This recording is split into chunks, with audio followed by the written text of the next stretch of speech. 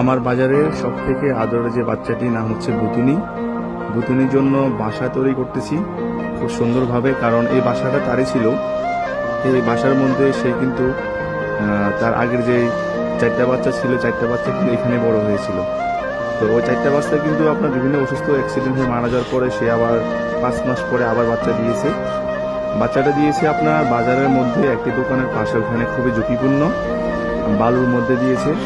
বৃষ্টি আসলে যে কোনো মুহূর্তে ভিজে যেতে পারে, আর বালুর মধ্যে গরম, তারপর হচ্ছে আরও বিভিন্ন সমস্যার জন্য তাকে আমি সেফ জোনে নিয়ে আসার জন্য এই বাসাটা পুনরায় ঠিক করতেছি। সর্বোচ্চ 3 ঘন্টা চেষ্টা করে বাসা ঠিক করার পরে পরিষ্কার করে তার বাচ্চাগুলো নেওয়ার জন্য আসছি। আপনি দেখেন কিরকম ঝুঁকিপূর্ণ জায়গাতে বাচ্চা দিয়েছে। তো 3টি বাচ্চা দিয়েছে, 2টি হোয়াইট, একটি কালোর মধ্যে লাল। তো এখানে কিন্তু আমি ছাড়া অন্য কেউ আসতে পারে না, কারণ এখানে অন্য কেউ আসলে আমার এই বুতুনি কিন্তু ক্ষিপ্ত হয়ে যায়। ও আমার চিনে, আমাকে বিশ্বাস করে, বিধায় কিন্তু বাচ্চাগুলো ভেঙে নিয়ে আমি চলে আসতেছি, কিন্তু কিছু বলতেছে না। অন্য কেউ ওইখানে গেলে কিন্তু খবর ছিল। আসলে কুকুর যাকে বিশ্বাস করে তাকে মৃত্যুর আগের দিন পর্যন্ত নিজের জীবন থেকে বেশি বিশ্বাস করে। এই বাচ্চাগুলো আজকে দিয়েছে, 3 দিন হয়েছে, আমি তো ব্যস্ততার জন্য আসতে পারিনি।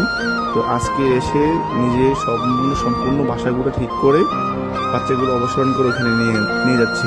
কারণ যেখানে তাদেরকে ঠিক করে দিচ্ছি বাসাগুলো, ওই জায়গাটা সম্পূর্ণ সেফ, একটা সেফ জোন। ওইখানে মানুষের আসা যাওয়া একবারে কম। ওইখানে বাচ্চাগুলো নিয়ে সে সেফে থাকবে, ভালো থাকবে, কারণ এখানে মানুষ যাতায়াত একেবারে কম। কারণ মানুষ আসলে বাচ্চাগুলো দেখলে ডিস্টার্ব করবে বা বাচ্চাগুলো নিয়ে যাওয়ার চেষ্টা করবে।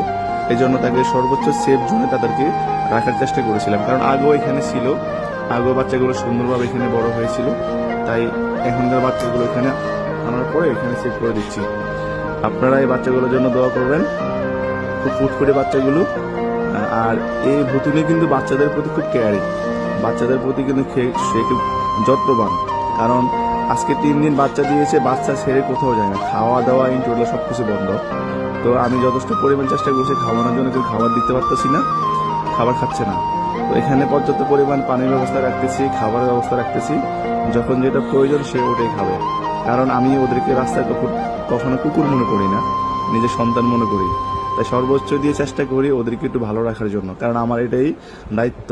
কারণ ওরা যতদিন পর্যন্ত আমার আছে, আমি ওদের জন্য নিঃস্বার্থভাবে কাজ করে যাব।